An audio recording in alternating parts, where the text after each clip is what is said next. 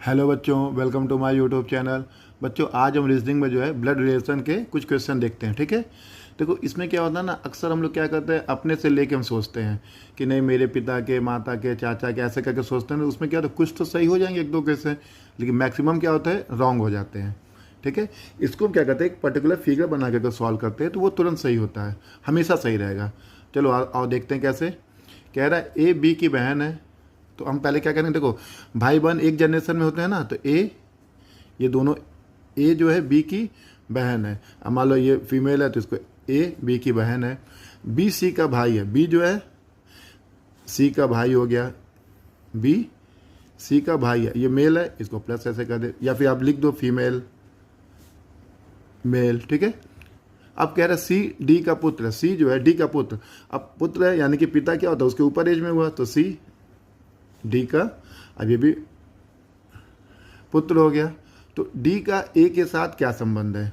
ठीक है, C D का पुत्र। अब कह रहा है डी का ए से, ए यहाँ पे है, डी यहाँ पे है। ठीक है, अब ये इसका पिता, इसके भाई, ये भाई है तो इसका भी ये क्या होगा, फादर। अब ये फादर है मदर नहीं पता, कंफर्म नहीं है, क्योंकि कह रहे बस पुत्र है इसका, लेकिन ये क्या कंफर्म है ना, ये पुत्र फीमेल है तो क्या हो गया, पुत्री हो गई।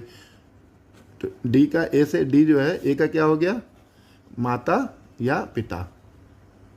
ठीक है, लेकिन ए क्या है, कंफर्म है कि ए क्या है, पुत्री है। ठीक है, आते हैं नेक्स्ट। कह रहे एक आदमी की ओर इशारा करते हुए एक महिला कहती है, मान लो कोई फीमेल है, अब कोई मेल है, कह रहा वो मेरे पुत्र, यानी महिला का जो पुत्र हुआ, मेरे पुत्र के पिता, इसके पुत्र के पिता जो होंगे, इसके फीमेल के एज के होंगे, के पिता, इसके ही फादर का इकलौता पुत्र, पिता के पिता का इकलौता पुत्र, यानी कि वो खुद यहाँ पे हुआ। अब देखो इसके पुत्र का पिता का इकलौता पुत्र क्या हुआ, इसके जो लड़का होगा इसी का पिता। अब लड़के का पिता महिला का क्या हो गया, हस्बैंड हो गया, पति हो गया। ठीक है, इससे जब फिगर हम बना के करते हैं ना कि कौन से जनरेशन में है, अगर नीचे जनरेशन में नीचे, ऊपर जनरेशन में जाएगा ऊपर, और एक जनरेशन में है तो सेम लाइन में, तो अपने आप उस क्वेश्चन एकदम सही रहते हैं। ठीक है, ओके, नेक्स्ट क्लास में कुछ और देखेंगे हम। Thank you.